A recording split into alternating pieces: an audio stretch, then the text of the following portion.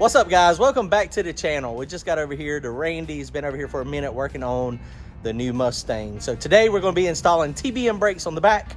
I had TBM on the front for the last couple years, so we got those done the other day, but now we're going to put the ones on the back. Let me show you how to do it. I'm going to show you what we got, what comes in the box when you get a kit. Looks pretty easy. I am going to go read the instructions. They have very detailed instructions on their website, so if you buy some, make sure you go read the instructions to make sure you don't have any issues. It looks like it's going to be pretty self-explanatory though. Comment, like, and subscribe. If y'all want to support the channel, go to turbojohnracing.com. Grab yourself some hats and t-shirts. Let me show you what we got. Thanks, guys. All right, guys, so like I was saying, the front ones are phenomenal. These front brakes, these have been on the other car for 2 years now, and they are really, really cool, awesome products. So this is the back. I just got them unboxed, and I got it nice, pretty for a little picture here. But this is the F3 rear brakes. It is the TBM F3s. The back, they can get it on 8.8 kits. They can do it on 9-inch. They got a whole bunch of different options.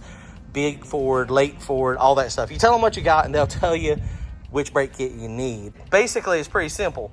You've got the bracket, you got the calipers, and then you have the rotors. Now, the things that are pretty cool about these rotors, that little flower shape, you're starting to see other people kind of copying it as well, but I think TBM was the first one to do it. These things do not warp at all. The way they are designed and manufactured, I know they're small, they look small, but they dissipate the heat properly, I guess. I'm not an engineer, but they dissipate the heat in a manner, and they take the heat so that they don't warp. It's like they must expand out this way instead of getting wavy. Because like I said, we got 2 years on these, and these have there's nothing. There is nothing there. I can't get weight down in it, but trust me, it is not, well, you can hear it, it's not scrubbing, but it is not bent at all. But the neat thing about these also, that is something, if you look at other brake companies and other brake kits, they have, you have to tell them exactly what your back offset is. And what we're talking about offset is from the axle here to the back, you have an offset. And so different offsets require different hats from other manufacturers. But what TBM has done is this is stepped. So you notice on the rotor here, it's got 3 steps. So you got a very short one, a taller one, and then a very tall one. And then if you look at the rotor, it is flat on one side and then stepped on the other side. So with all these combinations of these 3 steps and these 2 steps, you can move where the actual rotor is in the pad to accommodate for whatever rear end axle package you have with the distance. Not probably saying all of that correct, but you get the basics of it. So let's put this together. It comes with all the hardware you need. Everything is vacuum packed, sealed. So you got everything you need. You got a nice pack of shims. So this is really good for adjusting. Oh, that's not the shims. That's the washers. These are the shims. You see how they're very, very small, very tiny, very thin. That's how you set the actual distance so it doesn't scrub. And of course, these plates hold in, that's the bearing retention. So that's going to be what holds the actual axle in, the 9-inch ends. I had never seen the 8.8, but I imagine it's similar. Okay, let's start putting these together real fast. Hang on. All right, guys, so this is what I'm talking about. When you order axles, when you order custom axles, Uncle Mike got these ordered up for us, and he's the one that set this dimension. But when you order your axles, or if you have a rear end already set up, what you need to measure is from this plate here, this is the plate on the rear end, to the outside edge of the axle. And that is going to be the distance. All right, guys, so these are set up. So that is just that simple. So you've got the notch, and then you've got the flat side down, and you're on the highest step. So even like if we need to change this, if we need it to go out a little bit further, all you would do is move it down to the next step. It has a lot of adjustability as well, because if you think about it, you've got 6 steps here. So 1, 2, 3, and then you've got 2 settings on this. That means you've got 6 options on rotor placement with this, right? So that's how you set that up. So now we're going to get some Loctite. We're going to take the bolts. We're going to torque these down. I think it said 18 foot-pounds. We're going to read the instructions again, and we're going to have these assembled.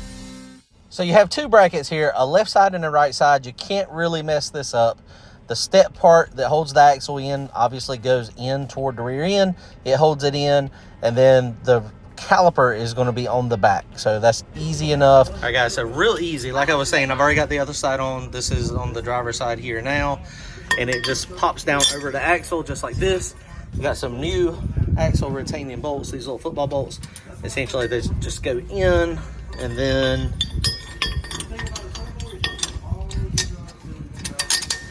so that goes just there like that. Very, very easy to set this up and do it. And like I was saying, this is, you don't need any extra anything because this brake caliper holder holds the axle retention in as well. So super easy. All right, there you go. So that is on and ready to go. So now we're going to do a mock-up fit. Let me go get a caliper real fast. And we got just a couple bolts in the hat rotor combination just to make sure everything is good, but it should work out. All right, so sliding the hat and the rotor on, you notice there's a few different options for bolt patterns here. But basically, we're going to slide this back and we're going to look to make sure we got good clearance between the rotor and the bolts that hold the rotor on and the backing plate. Let's see if it fits or not, or if we're going to need to move it. That's a little tight. Feels like those bolts are a little close to me.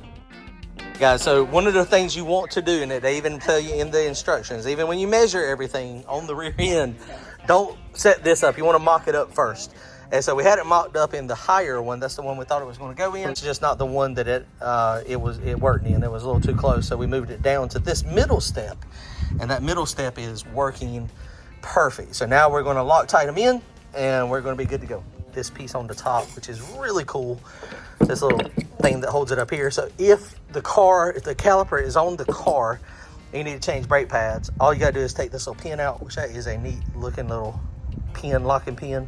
You take that pin out, pull this out, and you can pull them out from the top. And so these calipers are amazing, man. They are super, super, super lightweight, really good quality. They test them all before they send them out.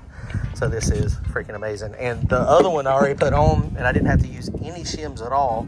And that's the thing with the adjustability. All the adjustment that they have, you know, if anything's moved just a little bit one way or the other, then you've got some shims, you've got adjustability in that hat. It makes it really nice. Hang on, I'll show you the final product. Real easy. We just got this locked on here. And then make sure you got nice clearance. Got clearance. Put that on. And then these two bolts, and they are on there. Sometimes you have to use some shims. They come with it. That's okay if you need the shim, but we do not. That's it. Done. Tighten it up. All right, guys. Well, the TBM brakes are installed. Everything is clearanced properly. Zero drag.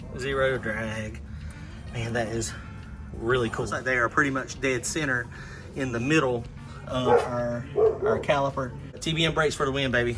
Y'all go check them out. Go get you some TBM brakes. Appreciate it, guys. Comment, like, and subscribe. See y'all.